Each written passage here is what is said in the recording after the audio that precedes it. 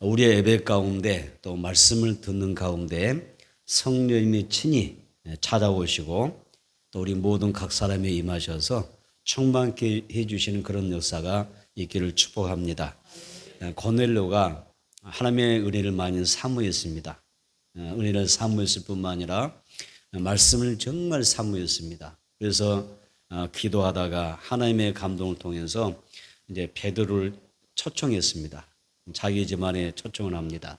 온 가족을 다 불러놓고 또 자기를 아는 많은 사람들, 일가와 친족을 다 불러 모아서 베드로가 전하는 하나님의 말씀을 듣고자 했습니다.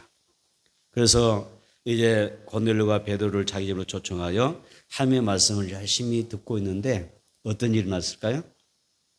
열심히 하나님의 말씀을 듣고 있을 때 베드로가 고넬료 집에서 말씀을 전하는데 성령이 내려오시는 거예요. 성령이 내려오셔서 그 가족의 한 사람 한 사람 각 사람 위에 성령이 내려오셔서 여기서 놀라운 성령의 충만한 역사가 일어나게 됩니다. 그래서 고넬료 온 가족이 성령을 받게 되고 온 가족이 예수를 믿게 되고 구원받게 되는 역사가 일어나게 됐죠. 오늘 여러분들의 가족에도 이런 구원의 은혜가 있었으면 좋겠어요. 아멘. 온 가족이 하나님의 말씀을 듣고 또 하나님 앞에 예배를 함께 드리다가 성령이 각 사람 위에 임하시는 그런 놀라운 역사가 우리 가정 안에 성령 세례받고 또 성령으로 충만해지는 그런 은혜가 있어서 온 가족이 모두가 전체가 구원받게 되는 그런 축복이 함께 하기를 바랍니다. 첫째로 우리가 부르짖어 기도하면 은혜의 샘물이 터지는 것입니다. 따라서 부르짖으면 은혜의 샘물이 터진다. 하나님의 은혜가 임하기 시작하는 것입니다. 살다 보면 우리는 누구나 다양한 문제를 만나요. 우리 살다 보면 많은 인생의 그 어려운 문제들을 만나지 않습니까? 때로는 인간관계의 문제도 만나기도 하고요. 또 살다 보면은 건강의 문제가 오기도 하고 또 살다 보면 영적인 문제가 임하여 우리가 영적으로 굉장히 고난을 겪게 되고 공고해지는 때가 있어요. 또 살다 보면 우리가 물질의 어려운 문제를 만나서 고통받기도 합니다. 사업이 어려울 수도 있고 생활의 문제를 만날 수가 있고 때로는 자녀들의 문제가 올 수가 있어요. 지금은 평안한데 다 평탄한데 어느 순간에 어려운 문제가 올 수가 있어요. 이런 문제 앞에 우리가 자유로울 사람은 아무도 없겠죠. 다 문제를 만나요. 그래서 누가 어떤 문제를 만나고 어려운 문제를 만나고 시험을 만나게 되면 우리가 생각할 때 어떤 마음이 있어요? 우리에게도 긍휼의 마음. 또 어떻게 그 사람을 위해서 우리가 중보하는 마음을 가져야 돼요. 왜? 나도 그런 어려움을 겪을 수 있기 때문에. 문제 앞에 우리는 그 누구도 자유로울 수 없기 때문에 그렇습니다. 그래서 우리가 많은 문제를 만나게 되는데 그 문제를 만나면서 지치고 힘들고 또 때로는 절망하고 낙심할 때가 많이 있어요. 그런데 우리가 이런 여러 가지 문제를 만날 때 어떻게 이 문제를 해결해야 될까? 반드시 문제를 만나면 해결해야 되잖아요. 인생에 답이 있어야 우리가 살 수 있고 희망을 갖는 거 아니겠습니까? 문제를 만나는데 이 문제를 우리가 극복하지 못하면 그냥 끝나는 거잖아요. 그런데 하나님 앞에서 어떻게 하면 내가 그리스도인으로서 성도로서 이 문제를 해결할 수 있을까? 해결할 수 있는 방법만 있다면 우리 얼마든지 세상도 잘 살아갈 수 있지 않겠습니까? 성경에 보게 되면 어떤 아버지가 나와요. 어떤 아버지에게는 정말 그 가슴이 아픈 일이 하나 있는데 자기의 사랑하는 아들이 귀신 들린 거예요. 이 아이가 귀신 들린 아들인데 늘 귀신이 어떻게 되냐면 늘 그냥 거꾸로 들여요. 막 넘어뜨리기도 하고 이 아이가 막 거품 물고 쓰러지기도 하고 경련이 일으키고 막 그러는 거예요. 아버지 입장에서 부모 입장에서 내 자녀가 어떤 이런 어려운 일을 겪고 있다면 얼마나 가슴 아프겠어요. 고통스럽잖아요. 그래서 자기 아들이 귀신 들렸는데 이 아들을 데리고 예수님을 찾아왔습니다. 예수님 찾아오는데 마침 예수님이 저 변화산이라고 하는 곳에 산에 올라가셔서 기도하시는 바람에 예수님을 먼저 만나지 못해요. 다행히 몇몇 제자가 산 아래에 머물러 있기 때문에 이 귀신 들린 아들을 데리고 와서 그 제자들에게 보여주면서 내 아들 좀 살려달라고 이 아이에게 있는 이 아들을 고통스럽게 하는 귀신을 쫓아내달라 이렇게 부탁하는데 쫓아내지 못하는 거예요. 쫓아내지 못합니다. 굉장히 낙심됐겠죠. 그런데 좀 시간이 지나서 예수님이 이제 변호사에서 기도를 마치시고 이제 내려오십니다. 그러니까 그 아버지가 예수님 앞에 나가서 간청한 것입니다. 내 아들이 지금 귀신 들어서 이렇게 고통당하는데 선생님의 제자들에게 이 아이를 보여주면서 고쳐달라고 했더니 고쳐주지 못하더라는 것입니다. 그러면서 예수님에게 부탁합니다. 부탁하면서 내 아들을 고쳐달라고 간청하는 모습을 볼 수 있습니다. 자, 예수님께서 현 상황에서 내 아들 제자들이 고쳐주지 못했습니다. 주님 고쳐달라고 이야기할 때 예수님 그때 뭐라고 하셨을까요? 뭐라 하셨을까요? 곧장 내가 고쳐주겠다 말씀하셨을까요? 그러지 않았습니다. 자, 누가복음 9장 41절 보겠습니다. 누가복음 9장 41절에서 뭐라고 말씀하시는가? 누가복음 9장 41절 우리 함께 읽도록 하겠습니다. 있습니다. 예수께서 대답하여 이르시되 믿음이 없고 패역한 세대여 내가 얼마나 너희와 함께 있으며 너희에게 참으리요 내 아들을 이리로 데리고 오라 하시니 믿으세요. 믿음이 없고 패역한 세대여 내가 얼마나 너희와 함께 있으며 너희에게 참으리요 이렇게 말씀하십니다. 지금 아들이 귀신 들려서 이렇게 고통당하여 내 아들을 좀 고쳐달라고 간청하는데 어때 보면 예수님이 동문서답하신 것 같잖아요. 그래 너 정말 고통스럽겠다. 얼마나 힘드냐. 내가 너 아들 고쳐줄게. 걱정하지 마라. 이게 그 간청하는 아버지 앞에서 예수님이 하실 수 있는 그런 답변이시잖아요. 그런데 예수님은 그런 말씀 하지 않으시고 하셨던 말씀이냐면 책망하는 거예요. 꾸짖는 것입니다.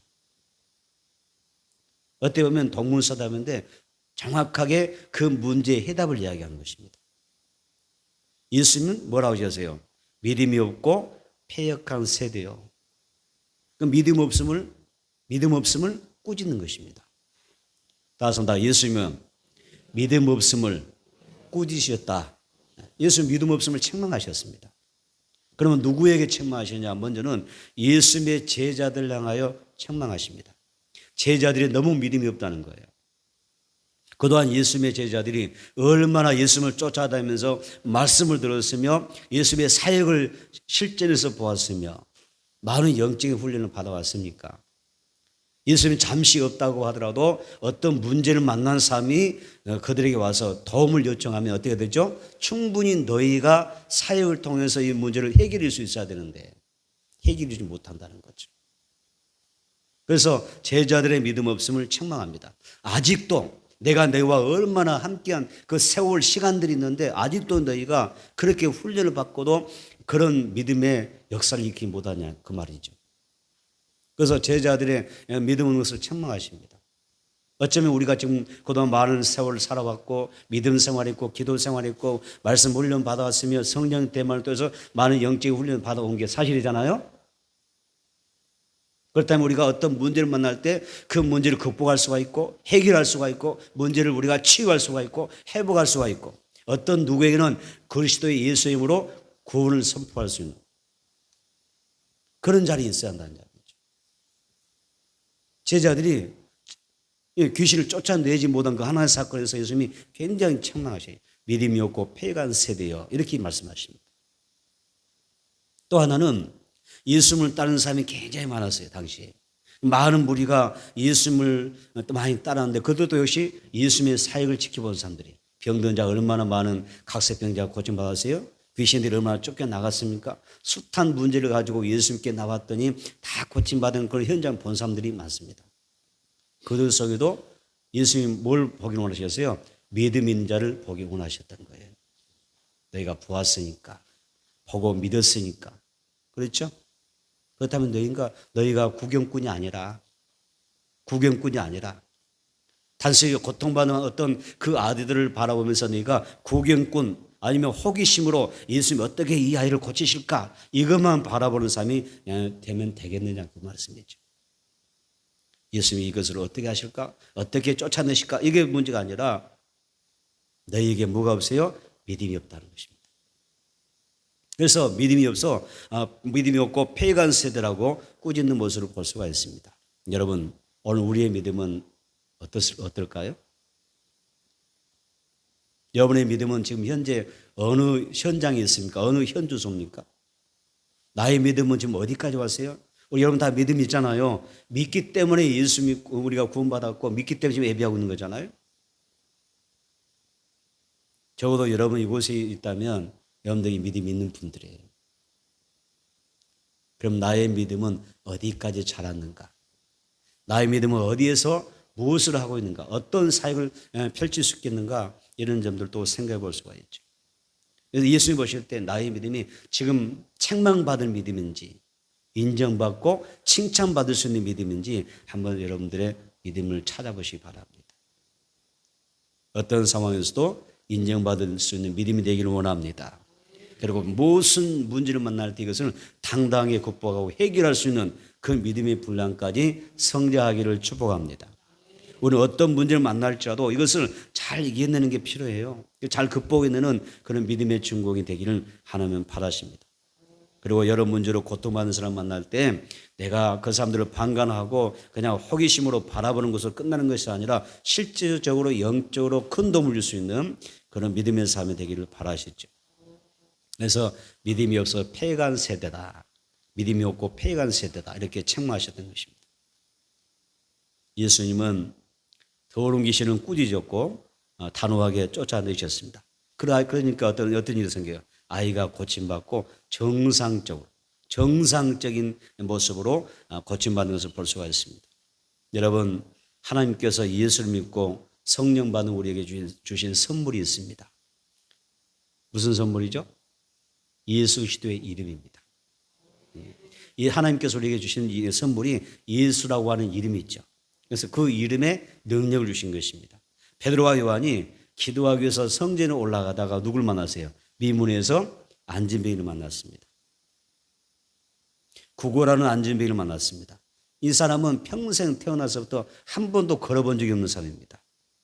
그래서 이 베드로와 요한이 성전에 올라가면서 기도하러 올라가는데 딱 눈이 마주치면서 뭔가를 구구라는 그런 표정을 실수는 버리지 않았겠어요? 좀 도와주세요. 할 수 말씀 한 푼이라도 더 우리에게 좀 이렇게 도움을 주세요. 나에게 도움을 주세요. 이렇게 그런 표정이었을 것입니다. 그때 베드로가 뭐라고 하죠?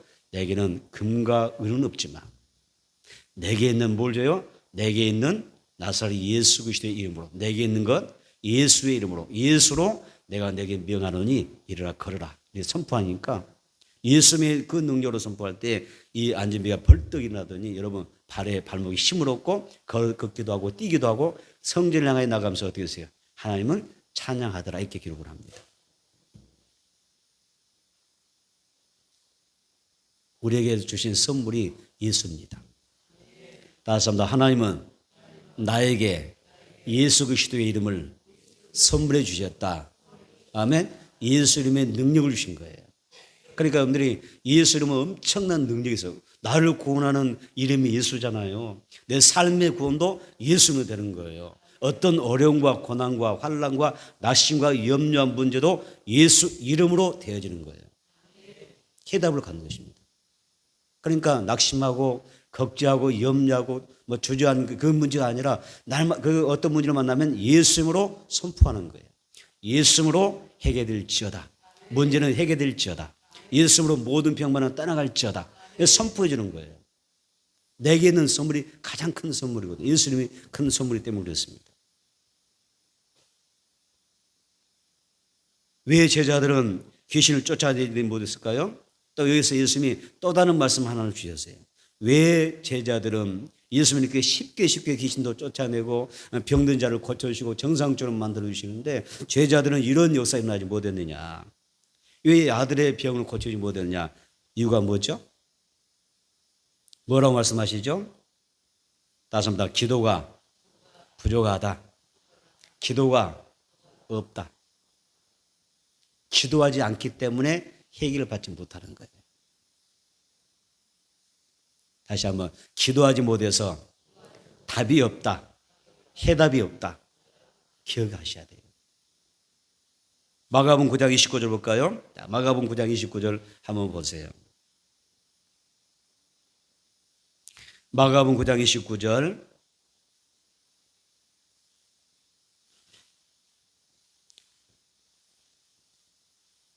마가복음 9장 29절 시작. 이르시되 기도 외에 다른 곳에는 이런 종류가 나갈 수 없느니라. 아멘. 기도가 없다. 기도하지 않는다. 기도가 너무 부족하다. 문제는 기도가 답이다. 기도가 능력이다. 기도 외에 다른 곳에는 이런 주가 그 어떤 역사도 일어날 수 없다. 기도가 모든 문제를 푸는 열쇠입니다. 예수님이 베드로에게 주신 선물이 뭔지 아세요? 천국의 열쇠였습니다. 이 땅에서 매면 하늘에서도 매는 것입니다. 이 땅에서 풀면 하늘에서도 풀리는 게 기도의 역사입니다. 여러분, 내 삶의 어떤 문제든 여러분들이 기도하면, 믿고 기도하면 찾게 될 것이고 열리게 될 것이고 풀리게 될 줄은 믿습니다. 그래서 이 부르짖어 기도하는 사람은 하나님의 축복을 경험하는 거예요. 염려하지 마세요. 걱정하지 말고 괴로워하지 마세요. 그런 시간이 있으면 우리 뭐 하면 돼요? 하나님의 절에 나서 엎드려 기도하면 돼요. 다 답을 하나님 주셔요. 기도 외에는 이런 이유가 나갈 수 없어요. 왜 직장 때문에 고민합니까? 왜 우리는 인간관계 속에 괴로워합니까? 어떤 문제로 힘들어합니까? 기도하면 풀어지는데, 하나님의 해결해 주신데 왜 우리가 좀 앞에 무릎 꿇지 않으면서 하나님의 백성들이 괴로워합니까?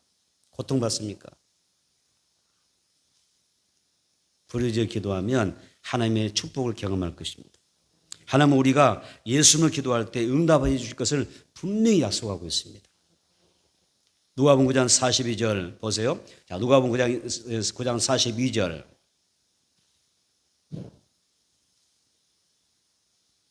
누가복음 9장 42절입니다. 시작. 올 때에 귀신이 그를 거꾸로 뜨리고 심한 경련을 일으키게 하는지라. 예수께서 더러운 귀신을 쫓으시고 아이를 낳게 하사 그 아버지에게 도로 주시니. 아멘. 자, 아버지가 예수를 만날 때 간청했잖아요. 그걸 다르게 말하면 기도했다는 말이거든요. 예수님께 간청했더니, 부르짖어 기도했더니 어떻게 하셨어요? 예수님께서 그 아들의 악한 영을 쫓아내시고 병마를 쫓아내셔서 정신을 온전하게 하고 성한 사람이 되게 하셔서 낫게 해주셨다는 거예요.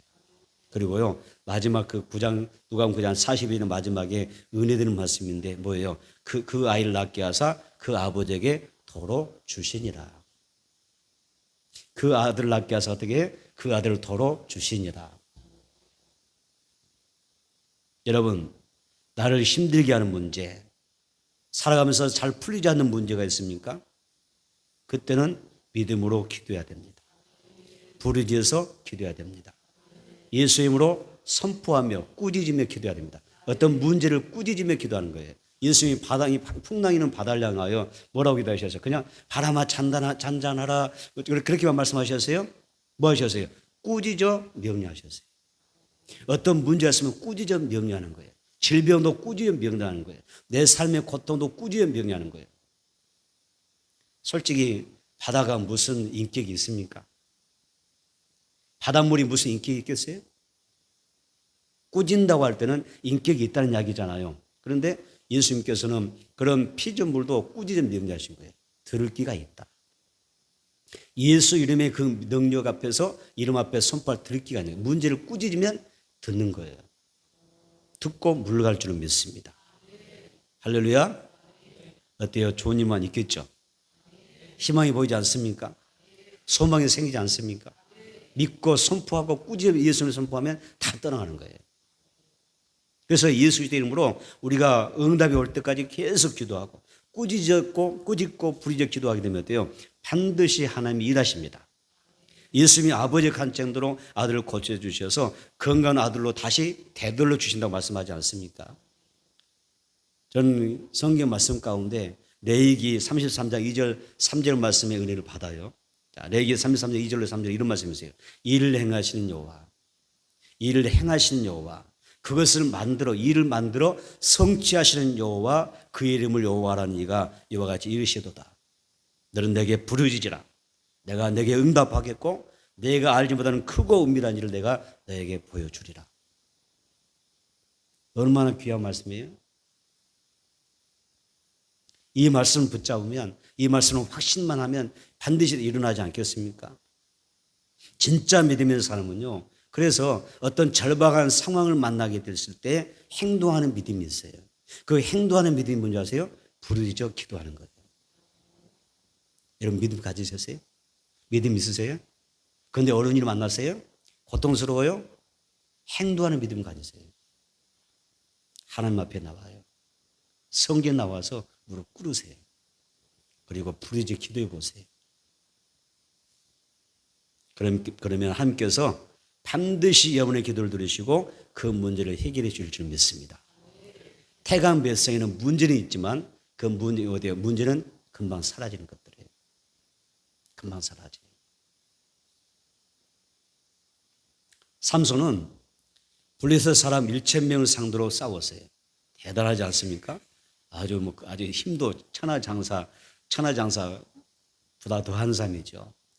혼자서 1,000명을 상대했어요. 그는 이스라엘 역사에 아주 힘이 센 사람으로 유명한 사람이잖아요. 1,000명을 상대했어요. 일당백도 아니고 일당천이잖아요. 세상에 이런 괴력이 어디서 나오겠습니까? 그래서 이런 삼수이 혼자 싸워서 블레셋 사람과 싸워서 1,000명을 쳐 죽였는데 어떻게 이런 일이 가능할까? 인간적으로는, 상식적으로는, 물리적으로는 여러분 이해가 안 되죠. 왜? 우리가 아무리 힘센 사람도 장정, 잘 훈련된 사람 10명 상대하기가 쉽겠어요? 10명은 고사하고 1명 상대하기도 힘들어요. 우리는 숨을 금방 헐떡헐떡해요. 한 5분만 그냥 뛰면 같이 우리가 맞잡고 뛰면은 5분만 해도 벌써 숨이 차고 헐떡거리고 다 죽어간단 말이에요. 아무리 건강한 사람도. 그런데 혼자서 1,000명 상대했단 말이에요. 여기에서는요, 하나님의 절대적인 힘이 있는 것입니다. 성령의 능력이 임하였기 때문에 혼자서 1,000명을 상대할 수 있었습니다. 성경이 말씀하시죠. 이는 힘으로 되지 않고 능력으로 되지 않지만은 오직 성령으로 된다 하셨거든요. 그래서 삼손이 하나님의 절대적인 힘이 강력하게 갑자기 임하셨거든요. 갑자기 하나님의 그 능력이 임함으로 그가 엄청난 파워가 일어났습니다. 그래서 격렬한 싸움에 1,000명을 죽이고 아주 심한 목마름 가운데 육체의 한계를 만나서 주저앉아 버립니다. 말 그대로 탈진하게 되고 만약 적군이 한 명이라도 그때 나타나면 그는 죽을 목숨입니다. 그래서 싸울 힘이 없어요. 그래서 우리는 여기서 하나를 깨닫게 됩니다. 아무리 믿음이 좋고 능력을 받았고 과거에 성령 충만했다 할지라도 매 순간 하나님의 은혜를 공급받지 않으면 순간순간 성령의 충만함으로 받지 않으면 우리는 승리할 수 없다는 거예요. 그래서 날마다 우리는 성령 충만해서 기도해야 돼요. 성령 충만해서 날마다 우리는 특별한 기도의 시간을 가져야 되고요. 우리에게 그래서 날마다 우리는 성령 대망을 사모하는 거예요. 왜? 성령 충만하지 않으면 계속 유지해 나가지 않으면 우리가 승리할 수 없으니까. 우리는 다행히 1년에 2번 하지 않습니까? 6개월에 한 번씩 성령 충만 재무장하고 또 한 해 살아가는 거예요. 그죠? 그래서 우리 영적으로 이겨나갈 수가 있는 거예요. 그래서 우리가 하나님 앞에 나가는데 성령 충만을 사모해라. 성령의 능력이 임하면 항상 우리는 승리할 수가 있다. 그리고 우리 안에 살아갈 수 있다. 이것을 말씀하고 있기 때문에 성령을 사모하는 우리 모두가 되어지기를 축복합니다. 사사기 15장 보겠습니다. 사사기 15장 18절 19절입니다. 사사기 15장 18절부터 19절까지 읽겠습니다. 시작. 삼손이 심히 목이 말라 여호와께 부르짖어 주께서 종의 손을 통하여 이 큰 구원을 베푸셨사오나 내가 이제 목말라 죽어서 할례 받지 못한 자들의 손에 떨어지겠나이다 하니 하나님이 뇌에서 한 우묵한 곳을 터뜨리시니 거기서 물이 솟아나오는지라 삼손이 그것을 마시고 정신이 회복되어 소생하니 그러므로 그 샘 이름을 에낙고레라 불렀으며 그 샘이 오늘까지 레이에 있더라. 아멘. 자, 삼손이 1,000명과 싸우고 난 다음에 지쳤을 때 뭐 했죠? 부르짖어 기도하기 시작합니다. 부르짖어 기도하다. 삼손이 심히 목이 말라 하나님 앞에 부르짖어 기도했다 그랬습니다. 내가 이제 목이 말라서 죽어서 할례받지 못한 저 블레셋 사람들의 손에 내가 죽게 생겼습니다. 막 부르짖으니까 하나님이 19절에 뭐라 하셨어요? 레이에서 한 우묵한 곳을 터뜨리시니 그곳에서 물이 솟아나는지라. 삼손이 그것을 마시고 정신 회복되어 소생했다 그랬습니다. 여기 목이 말랐다고 하는 것은 그만큼 삶이 고달퍼졌다는 것이고 내게 지금 결정적인 어떤 어려움이 찾아왔다는 것입니다. 삼손은 하나님의 그 능력으로 블레셋과 맞싸워 이겼지만은 극심한 목마름증에 그가 고통을 받게 됩니다. 그래서 하나님 앞에 부르짖어 기도하지 않습니까? 내가 이제 목말라 죽게 생겼습니다. 하나님 저 이방인 블레셋 사람들의 손에 잡혀서 이제 내가 이제 잡히면 죽습니다. 왜? 이미 힘이 다 방전돼 버렸으니까. 그래서 물을 달라고 기도하죠. 그때 하나님께서 삼손의 부르짖음을 들으시고 네이다고 하는 그 한 지역의 우묵한 그 지역을 터트리셔서 여기서 물이 솟아나게 하셨다. 이렇게 말씀합니다. 그리고 삼손이 그 물을 마심으로 정신을 차리게 되고 다시 기운을 회복할 수 있었다라고 이야기합니다. 여러분, 우리가 살려면 목말라요. 목이 말 때 있어요. 삶의 목마름이 있어요. 그렇죠? 또 어떤 분들은 살다 보니까 건강의 목마름도 있어요. 좀 건강했으면 좋겠다. 지금보다 더 나은 건강한 그런 몸을 가졌으면 좋겠다. 어떤 사람은 물질의 목마름도 있잖아요. 좀 더 나은 좀 물질에 좀 있어서 내 삶이 좀 더 안정됐으면 좋겠다. 목마름이 있고. 어떤 사람은 명예의 목마름도 있어요. 너무 내 자존감이 낮아져 있으니까 내가 어느 직장이든 친구들과의 관계에서도 내가 좀 더 자존감이 생길 수 있도록 내게 명예의 목마름이 필요합니다. 많은 목마름이 있습니다. 이런 많은 영적인 목마름이 있을 때 우리가 하나님 앞에 뭐예요? 부르짖어 기도하기 때문에 하나님께서 나를 회복해 주시고 나를 높은 곳에 하나님이 두기도 하시고 인정받기도 하시고 칭찬받기도 하게 하시고 하나님 나를 세워주기도 하시고 내게 나를 채워주기도 하시는 그런 역사가 있는 것입니다. 그 사람 앞에 목마릅니다. 예수님이 십자가상에서 못 박아 죽으셨을 때 예수님이 뭐라고 가상 7연에서 말씀하셨죠? 내가 목마르다 하셨습니다. 그 인생의 모든 인간의 목마름을 대표하는 것입니다. 내가 목이 마르다. 목이 마른 사람은 주님 앞에 뭐 해야 돼요? 물을 달라 기도해야 됩니다. 자, 여기서 이 19절 중간쯤 보니까 밑줄로 오세요. 터뜨리시니 밑줄로 오세요. 터뜨리시니. 이 터뜨리시는 히브리어로 물이 생성되는 것과 관련하여 창조와 연관되어지는 단어입니다. 터뜨린다. 하나님이 창조하신다는 뜻이 있습니다. 하나님이 운만 곳을 터뜨리셨다. 하나님이 창조하셨다. 물을 주셨다는 거죠. 내주셨다라는 뜻이 있습니다. 그래서 터뜨리셨다고 하는 것은요, 하나님께서 없는 것을 만들어내셨다는 특별한 은혜를 이야기하는 것입니다. 하나님 여러분의 인생을 터뜨려 주시기를 축복합니다. 여러분의 삶을 터뜨려 주시기 바랍니다. 우리 하나님은 없는 것을 있게 하신 분이에요. 우리 하나님은 무에서 유를 창조하신 분이에요. 그래서 모든 것이 가능한, 전능하신, 불가능이 없는 여러분 창조주이신 줄 믿습니다. 그래서 우리는 누구든지 목마르거든 와서 마시라고 예수님이 말씀하셨어요. 따라서 우리가 부르짖어 기도하게 되면 하나님은 나의 인생 가운데 내 삶 가운데 반드시 우리 교육 가운데 내 가정 안에서도 새 일을 창조해 주실 줄 믿습니다. 하나님은 좋은 일을 만들어 주시는 거예요. 다시 한번 날마다 내 가정에 좋은 일이 일어납니다. 우리 교회에도 좋은 일이 막 일어납니다. 하나님이 터뜨리는 거예요. 창조하시는 거예요. 내가 새 일 행하리라. 이 한 주간 이제 예배 마치고 이제 올해부터 살아갈 때 하나님이 일하실 거예요. 기대해 보세요. 기대하시라. 뭐라고요? 기대하시라. 잘하십니다. 개봉박도입니다. 그렇게 믿는 거예요. 하나님의 은혜를, 하나님의 역사하실 것을 기대하는 거예요. 하나님이 터뜨려 주실 거야. 창조하실 거야. 새 일을 행하실 거야. 내 삶 가운데 새 일을 행하실 거야. 좋은 일이 일어날 거야. 날마다 좋은 일이 일어날 거야. 하나님의 은혜로 인도해 주실 거야. 나를 푸른 초장으로 잔잔한 물가로 쉴만한 곳으로 나 인도해 주실 거야. 여호와는 나의 목자시 내게 부족함이 없습니다. 그게 터뜨리는 거예요. 여기서도 터뜨려 주시고 저기서도 터뜨려 주시고 아멘. 내 가정도 하나님 터뜨려 주시고 내 직장도 터뜨려 주시고 회복되기를 축복합니다. 우리 인생을 위하여 날마다 하나님은 새로운 일을 창조하시고 영광 받기를 원하셔요. 삼수의 불이 지었을 때 하나님이 물을 터뜨려서 주신 샘의 이름을 뭐라고 그랬죠? 샘의 이름을 뭐라고 지었던가요? 에낙고레라 지었습니다. 에낙고레. 에낙고레의 뜻이 뭘까요? 뭐라고요?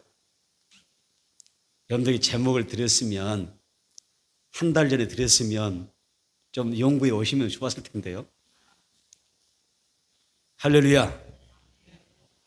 여러분 우리가 한 달 전에 주보에 한 달에 매주 주지가 나가고 있잖아요. 그럼 도대체 이게 무슨 말인가? 좀 그것도 좀 여러분들 서일 좀 보여줬으면 좋았을 텐데 아시면 있어요? 에낙골에 부르짖는 자의 셈이라는 뜻입니다. 여러분 주보에도 나와 있지 않습니까?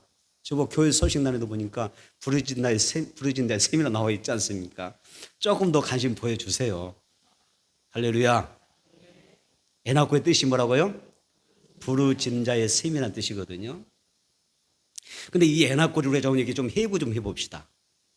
에낙골의 은혜라고 하는 말씀인데 에낙골이를 좀 해부해보면 이런 거예요. 엔이라고 하는 것은 히브리어로 셈이라는 뜻이에요. 셈. 셈을 엔이라고 그래요. 그 다음에 여기서 그것도 히브리어로 하. 여기서 약간 이제 단어가 좀 다를 수 있는데 우리가 그 합성어가 단어가 세 단어가 합쳐진 거거든요. 자, 엔은 셈이고 하는 뭐냐면 정관사라고 하는데 뭐 어떤 뜻이냐면 부르짖다는 뜻이었어요. 하 아니.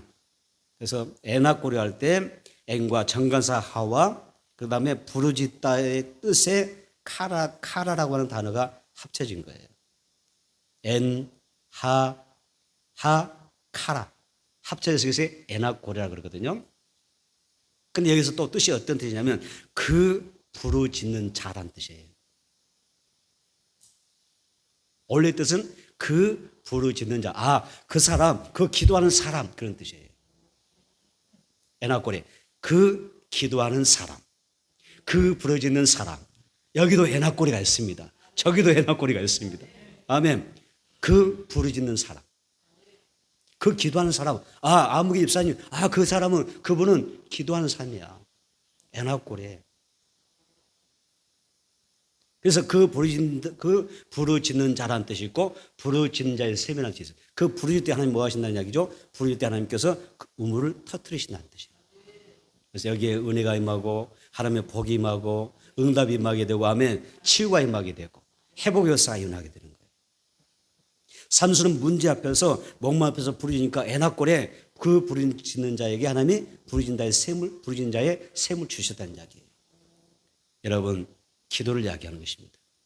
하나님은 삼수에 부르짖을 때 그 부르짖는 자의 셈이 되게 하셔서 은혜의 생수를 터뜨리셔서 삶의 모든 갈증을 풀어내 주시고 셈을 주시는 것을 알 수가 있습니다. 이것을 우리는 에낙골의 은혜라고 이야기하는 것입니다. 만약 삼손이 여호와께 부르짖지 않고 자기 힘만 의지했다고 하면 결국 탈진해서 쓰러지고 죽었을 거예요. 왜? 우리가 이야기했잖아요. 건강한 사람 한 사람과 싸워서 우리가 싸운다고 하면 우리 못 이긴다니까요. 쉽게 못 이긴다니까요. 그런데 1,000명이라니까요. 그런데 그런 엄청난 격렬한 싸움을 하고 여러분 삼손이 어떻게 생명을 살 수가 있겠어요? 완전히 더 이상 살 만한 기력을 잃어버린 거예요. 그래서 만약 이런 자리에서 그가 부르짖 기도하지 않았다면 그런 셈 얻지 못했을 거예요. 죽고 말았을 거예요. 그런데 하나님 앞에 부르짖습니다. 살려고 하니까 부르짖는 거잖아요. 하나님 앞에 부르짖더니 하나님이 에낙골의 셈을 터뜨리셔서 그를 살려주시는 것입니다. 우리가 살아가는 삶도 내 영적인 삶도 삼손과 그 삶이 비슷해요. 내 살아가는 방법이 그렇습니다. 도무지 해결할 수 없는 문제를 만나고 내가 아무것도 할 수 없을 때 내가 주저앉아 버린다면 우리는 실패하고 쓰러지고 마는 거예요. 그때 부르짖는 거예요. 하나님 앞에 도움받을 수 있는 유일한 방법이 뭐냐? 부르짖어 기도하는 것입니다. 여러분 부르짖어 기도합시다. 기도하면 하나님께서 부르짖은 자의 샘 에나골을 터뜨려 주셔서 생수를 주시고 우리에게 은혜의 단물이라고 하는 인생을 허락해 주실 줄 믿습니다. 열심히 기도하여 부르짖은 자의 샘의 기적을 에나골의 은혜를 날마다 체험하며 살아갈 수 있는 우리 모두가 되기를 축복합니다. 두 번째는 성령으로 늘 충만해야 된다. 따습니다. 성령으로 늘 충만해야 된다. 삼손은 사사로워서 블레셋에서부터 이스라엘을 구원해야 될 삶이 있는 삶이에요. 그런데 삼손이 블레셋 사람들을 만났을 때 그 무기가 너무 약해요. 너무 빈약합니다. 사사기 15장 보겠습니다. 사사기 15장 15절 16절 읽겠습니다. 시작. 삼손이 나귀의 새 턱뼈를 보고 손을 내밀어 집어들고 그것으로 1000명을 죽이고 이르되 나귀의 턱뼈로 한 더미 두 더미를 쌓았으며 나귀의 턱뼈로 내가 1000명을 죽였도다 하니라 하며 이쪽에서 나귀의 새 턱뼈를 보고 이 말씀이 있어요. 이게 삼손의 무기잖아요. 나귀의 새 턱뼈란 무슨 말이냐면 나귀가 죽은 지 얼마 안 된, 그러니까 나귀의 턱뼈를 가지고 싸우는데 그래도 튼튼한 거예요. 죽어서 오래된 사체에서 턱뼈가 아니라 죽은 지 얼마 되지 않는 아주 탄탄한 강한 그런 턱뼈였던 것이죠. 그래서 삼손의 무기는 길바닥에 지금 굴러다니는 죽은 지 얼마 되지 않는 나귀의 턱뼈였습니다. 그러나 블레셋 사람들 앞에서는 이것도 너무 빈약한 무기에 불과한 것입니다. 그런데 성령 충만한 삼손의 손에 이 턱뼈가 들릴 때 강력한 무기가 되지 않습니까? 성령의 삶의 손에 들린 이 턱뼈가 힘이 있었습니다. 그래서 블레셋 사람 1000명을 죽여도 남을 수 있는 강력한 무기가 된 거예요. 당시 블레셋 사람은요, 철로 무기를 만들어 쓰는 그런 민족이었어요. 당시에 철로 무기를 만들어 쓰는 민족이 몇 안 됐어요. 그 시대에. 그러니까 블레셋 사람은 아주 강력한 무기를 가지고 있어요. 철로 연장을 만들어서 무기를 만들어서 싸우는 민족이기 때문에 쉽게 상대해서 이길 수 있는 그런 민족이 아니에요. 칼과 창을 들고 쫓아온 사람들한테 나귀 턱뼈로 싸운 거예요. 나귀 턱뼈가 아무리 금방 죽은 지 얼마 안 된 걸 알지라도 얼마나 빈약해요. 칼과 창 맞다 몇 번 맞으면 다 쪼개져 버릴 텐데. 여러분 갈비에 썰어 보셨죠? 몇 번 치면 톡톡 나가버리잖아요. 턱뼈가 강하면 얼마나 강하겠어요. 그런데 삼손이 혼자서 싸우고 이겼지 않습니까? 무슨 말이냐면 삼손이 승리할 수 있는 비결은 무기 있는 게 아닙니다. 성령의 능력이 있다는 것입니다. 성령의 능력으로 보잘것없는 이 뼈다귀를 가지고 대승하게 되었다. 이런 말씀하는 것입니다. 이것은 영적인 것입니다. 우리가 성령 충만 받으면 어떻게 될까요? 내가 많이 부족하고 내가 정말 부족하고 연약할지라도 하나님께서 나를 붙잡아 주시고 내게 성령의 능력으로 충만히 채워주시면 나는 정말 귀하게 싸워서 승리하게 돼요. 내가 이 길바닥에 굴러다니는 저 나귀의 턱뼈가 될지라도 성령 충만하게 되면 하나님 나라의 존귀한 자로 쓰임받게 되는 것입니다. 성인 삼손과 함께 하시니 아무것도 아닌 이 나귀 턱뼈가 강력한 무기로 여러분 발휘되지 않습니까? 하나님의 나귀 턱뼈 같은 나를 주님의 교회를 위해서 사용하시는 겁니다. 영혼 구원을 위해서 사용하시고 가족 구원을 위해서 사용하십니다. 하나님 나라 확장을 위해서 쓰임받고 있습니다. 성령 충만함에 여러분은 강력한 영적 무기입니다. 우리도 성령의 충만한 능력을 받고 주의 일꾼으로서 나에게 맡기신 사명 잘 감당해내는 주인공이 되기를 축복합니다. 사사기 15장 14절입니다. 사사기 15장 14절 시작. 삼손이 내게 이름에 블레셋 사람들이 그에게로 마주 나가며 소리 지를 때 여호와의 영이 삼손에게 갑자기 임하심에 그의 팔 위에 밧줄이 불탄 삼과 같이 그의 결박됐던 손에서 떨어진지라. 아멘. 자, 이 말씀의 요점이 어디입니까? 어디가 가장 중요한 말씀이죠? 밑줄 보세요. 여호와의 영이 삼손에게 그것도 어떻게 임하셨죠? 갑자기 임하심에. 밑줄 보세요. 이거 우리는 갑자기 임하심에라고 할 때는 오순절 사도행전 2장에 오순절 마가의 다락방에 있던 성령을 떠올릴 수가 있어요. 120명 열심히 성령을 사모하며 기도했더니 호련히 하늘로부터 성령이 바람처럼 불처럼 임하시는 계획이 있었죠. 호련히가 뭐예요? 다르게 말하면 갑자기예요. 여러분 갑자기 인생이 변화될 수 있어요. 갑자기 능력이 중건될 수 있어요. 갑자기 여러분 인생이 전화위복될 수가 있어요. 한순간에 변화될 수 있어요. 내 삶은 과연 일어날 수 있을까? 회복할 수 있을까? 재기할 수 있을까? 내 인생에 별거 있을까? 막막할지라도 성령이 임하시면 갑자기 그 한순간에 여러분 인생이 역전될 수가 있어요. 하나님이 하신 일 그렇게 하는 거예요. 그래서 이 삼손이 막 이렇게 블레셋 사람들에게 이 포승줄을 묶여서 자기의 동족에서 넘겨지는 때였어요. 자기 민족의 포승줄이 끌려서 묶여서 블레셋 사람들에게 끌려가는 장면이에요. 근데 블레셋 사람이 딱 앞에 있으니까 갑자기 그냥 성령이 확 임해지니까 포승줄이 불탄 삼이 뭐예요? 이게 막 불 붙어버리는 실이 금방 끊어져 버리고 줄이 끊어지는 것처럼 힘없이 툭툭 떨어지는 거예요. 뭐 하니까? 갑자기 여호와의 영 성령이 임하니까. 여호와의 영 성령이잖아요.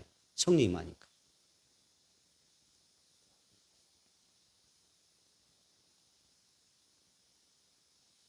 성령이 임하시니까 묶였던 밧줄이 끊어지죠. 결박이 풀려났습니다. 여러분 성령이 임하셔야 됩니다. 여러분 인생 가운데 임하셔야 됩니다. 갑자기 임하셔야 됩니다. 오늘 임하셔야 됩니다. 그래서 나를 묶고 있는 모든 그 묶인 것들이 여러분 떨어져 나가기를 바랍니다. 성령의 능력으로 질병이 떠나가기를 바랍니다. 가난도 떠나가고 염려도 떠나가고 사탄의 흑암이 없어도 다 끊어지기를 주의 이름으로 축복합니다. 삼손이 밧줄에 묶였던 것은 성령을 떠나 살았기 때문에 그랬습니다. 말씀 떠나서 성령 떠나서 하니까 이 원수 마귀에게 묶여버리는 거예요. 결박당하는 것입니다. 하나님의 뜻대로 살지 않으면요, 여러분 제멋대로 살게 되면 반드시 사탄에게 내가 묶이게 되었습니다. 결박되게 되었습니다. 그래서 고통받는 거예요.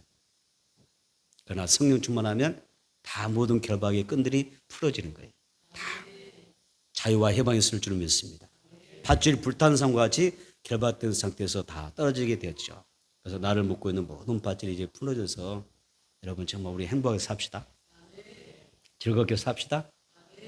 감사하며 사는 여러분들이 됐으면 좋겠습니다. 그래서 우리가 영적 전에서 승리하고 애낙고의 이 고래의 복을 받으면 축복을 받으려면 다른 게 없어요. 성령 충만이에요. 삼수의 성령 충만이니까 이겼거든요. 부활하신 예수님이 제자들에게 찾아오셔서 가장 첫 번째 주셨던 말씀이 뭐죠? 부활하신 예수님이 제일 먼저 제자들을 찾아오셨을 때 주셨던 말씀 뭐죠? 제가 여러분에게 많은 고민을 드린 것 같습니다. 죄송합니다. 예수님이 숨을 내쉬며 가라사대 뭐라 하셨죠? 뭐라 하셨죠? 성령을 받으라. 가장 중요한 것입니다. 성령 받으라. 여러분 성령이 임해야 내가 능력 받는 것입니다. 사명 감당할 수 있습니다. 성령이 임할 때 내가 성령 따라 행할 수가 있고요. 성령이 내게 임하실 때 내가 성령의 열매를 맺는 것입니다. 성령이 나와 함께 하실 때 내가 그분의 인도하심을 받게 되고 내게 그 능력으로 직분도 감당하고 사명도 감당하는 거예요. 여러분 교회에서 봉사할 때 여러분 힘을 하고 생각하지 마세요.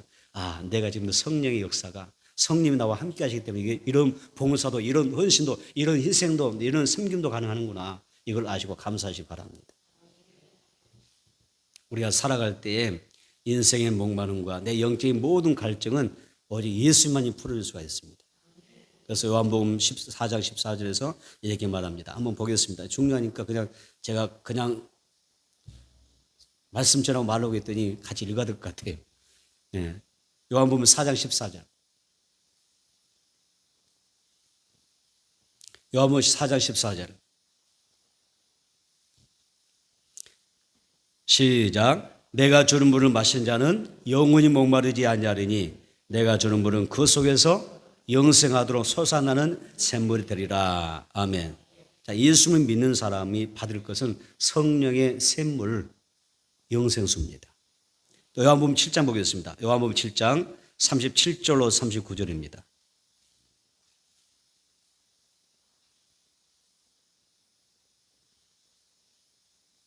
읽겠습니다. 요한복음 7장 37절 39절 시작. 명절 끝날 곧 큰 날에 예수께서 서서 외쳐 이르시되 누구든지 목마르거든 내게로 와서 마시라. 나를 믿는 자는 성경의 이름과 같이 그 배에서 생수의 강이 흘러나오리라 하시니 이는 그를 믿는 자들이 받을 성령을 가리켜 말씀하신 것이라. 아멘. 여기서 몇 줄 보세요. 누구든지 목마르거든 내게로 와서 마시라. 말씀하시죠. 예수님 말씀하시죠. 우리 인생 목마르거든요.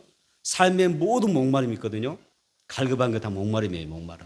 누구든지 목마르거든 내게로 와서 마시라. 그 다음에 뭐라고 했죠? 38절 그 부분을 읽겠습니다. 생수의 강이 흘러나오리라. 흘러나온다. 생수의 강을 이야기합니다. 그러면서 물을 마시라고, 생수의 강을 마시라고 하는데 그 생수의 강 물이 뭐였어요? 밑줄 끝부분에 39절 밑줄이었습니다. 성령을 가리켜 말씀하신 것이라. 결국은 성령인 거예요. 성령님이 내 인생의 모든 목마름을 채워주는 거예요. 영적인 목마름의 갈증은 성령을 뜻으로 풀어지는 거예요.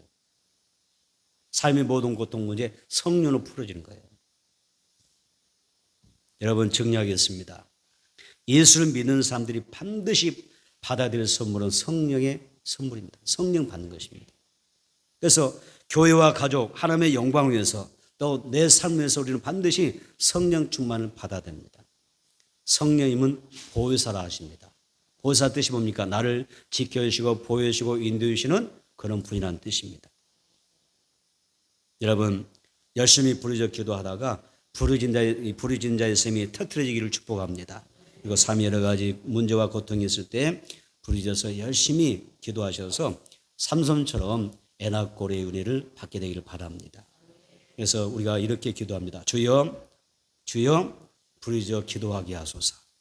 나섭니다. 주여 부르짖어 기도하게 하소서. 성령 충만함으로 내 삶의 목마름이 채워지게 하소서. 부르짖는 자의 샘 애낙고래의 은혜를 주시옵소서.